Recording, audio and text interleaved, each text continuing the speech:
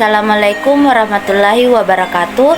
Perkenalkan, nama saya Sanesa Putri dengan NIM B042101 kelas Gizi A, dengan mata kuliah Hukum Kesehatan dan dengan dosen pengampu Ibu Dewi Rahmayani, SGZ MSI. Baik, pada video kali ini saya akan memaparkan materi dengan judul tema Undang-Undang Ketahanan Pangan. Materi yang pertama adalah pengertian ketahanan pangan. Ketahanan pangan adalah kondisi terpenuhinya pangan bagi negara sampai dengan perseorangan yang tercermin dari tersedianya pangan yang cukup baik, jumlah maupun mutunya, aman, beragam, bergizi, merata dan terjangkau, serta tidak bertentangan dengan agama, keyakinan, dan budaya masyarakat agar tetap hidup sehat. Adapun materi yang kedua yaitu Undang-Undang Ketahanan Pangan. Undang-Undang Ketahanan Pangan diatur menurut Undang-Undang Nomor 18 Tahun 2012 secara substantif.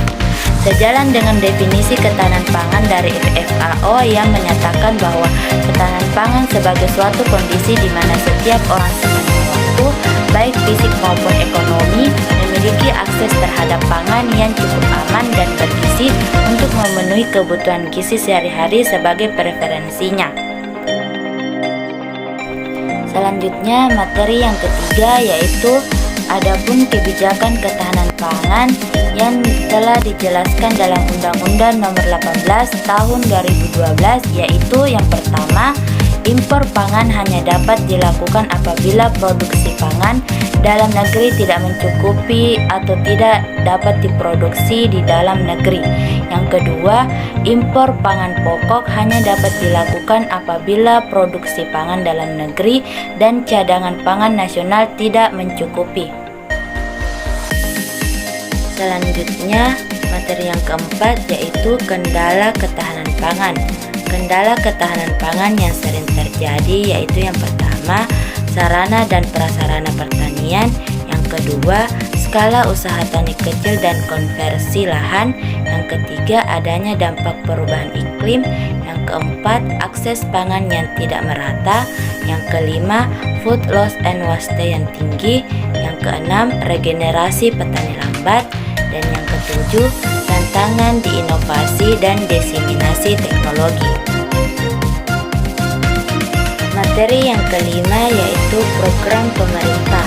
Nah, adapun program pemerintah yaitu program ketahanan pangan nasional yang dilakukan dengan memprioritaskan peningkatan ketersediaan akses serta kualitas konsumsi pangan.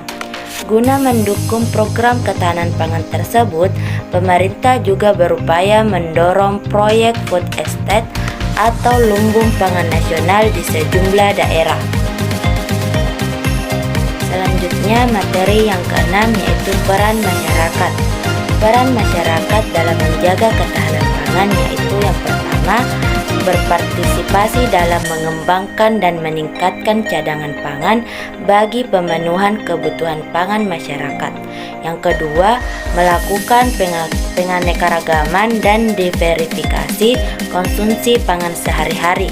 Yang ketiga, mendukung petani dengan membeli produk lokal. Dan yang keempat, mendukung program pemerintah dengan melaksanakan program yang telah disampaikan.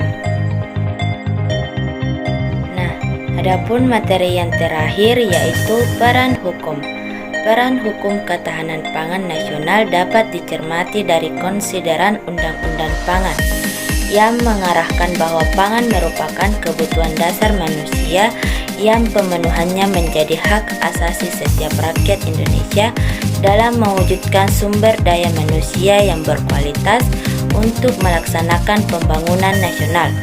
Pangan yang aman, bermutu, bergizi, beragam, dan tersedia secara cukup merupakan prasyarat utama yang harus dipenuhi dalam upaya terselenggaranya suatu sistem pangan yang memberikan perlindungan bagi kepentingan kesehatan serta makin berperan dalam meningkatkan kemakmuran dan kesejahteraan rakyat.